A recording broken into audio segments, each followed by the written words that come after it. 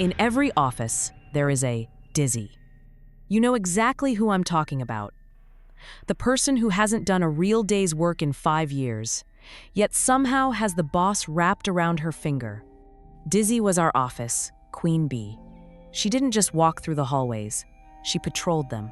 If your skirt was too short, she'd mention it to HR. If you brought a better lunch than her, she'd make a comment about your extravagant spending.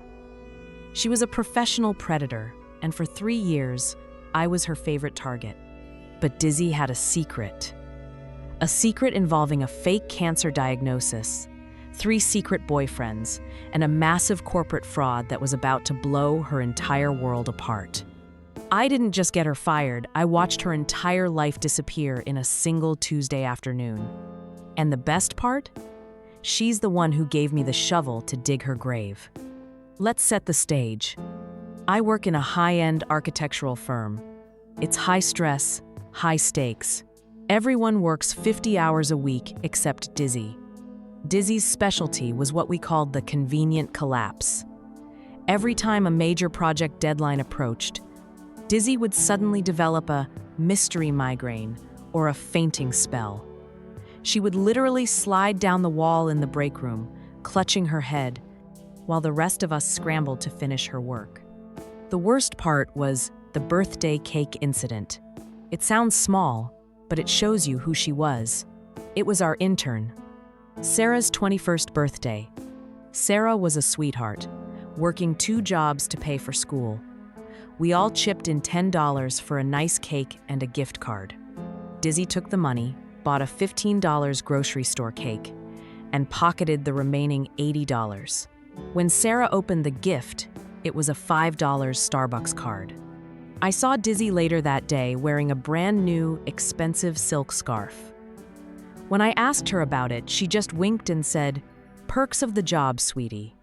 She treated the office like her personal ATM and the staff like her servants, but she was careful. To the CEO, Mr. Henderson, she was the star employee who was struggling with health issues. To us, she was a monster.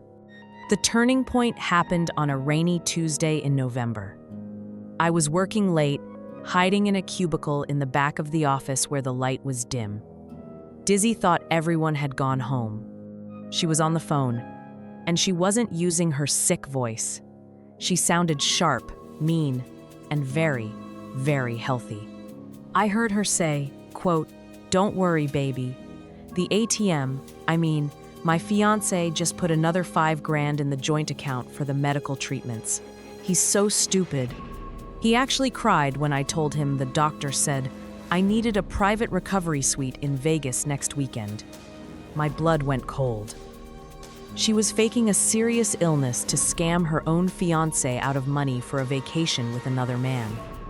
But it got worse. She then started reciting specific project numbers, our company's private bid numbers for the new downtown stadium project.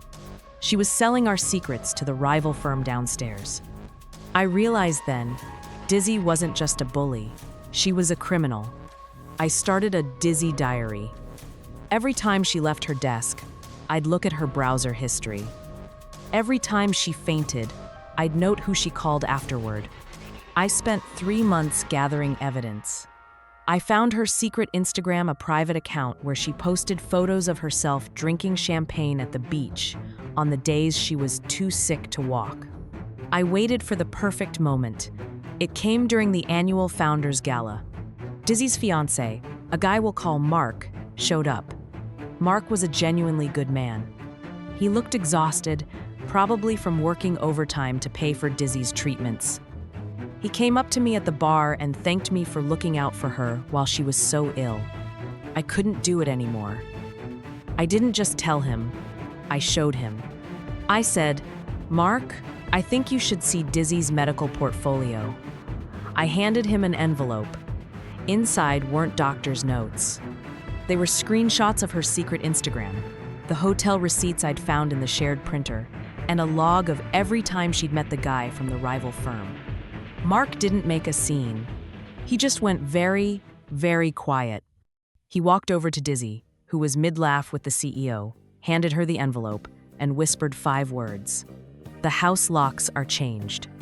Then, he turned to the CEO and said, "Mr. Henderson, you might want to ask your star employee why she's been emailing your bid prices to the competition."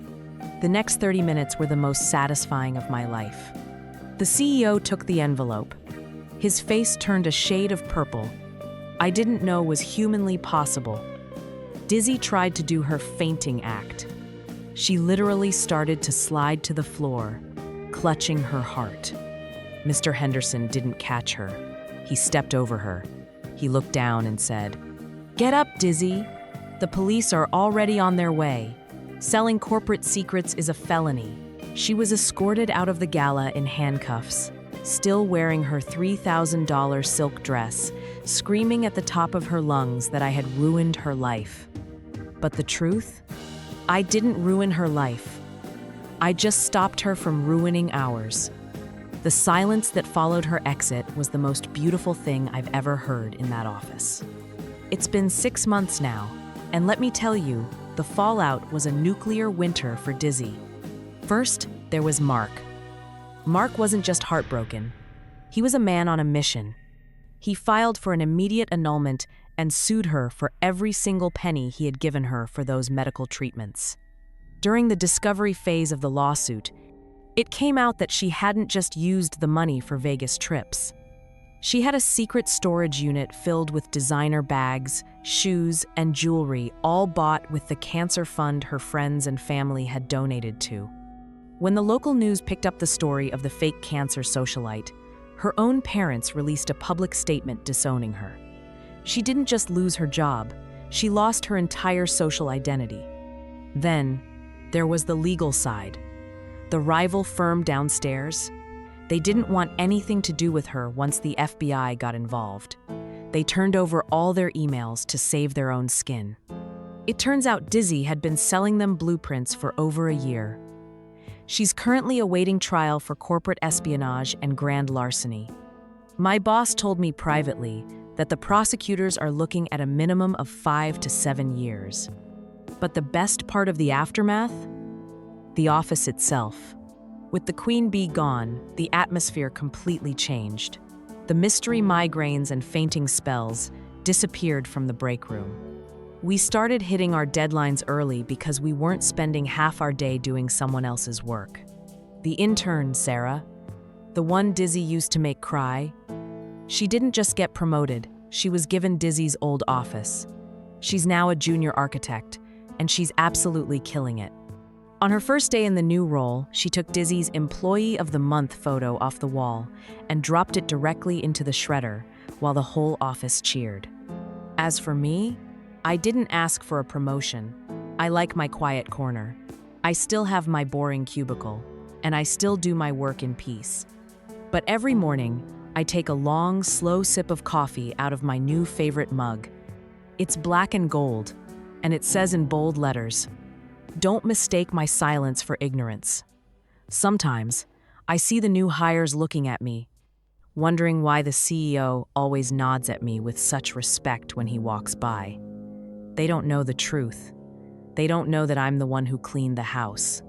So, if you're sitting in an office right now, looking at a Dizzy who thinks they're untouchable, just remember, document everything. Keep your head down and wait for them to get comfortable. Because in this office, the furniture is always watching, and I'm always listening. If you thought Dizzy got what she deserved, hit that like button and subscribe for more lemon tongue stories. Comment justice down below if you've ever dealt with an office snake. I'll see you in the next one.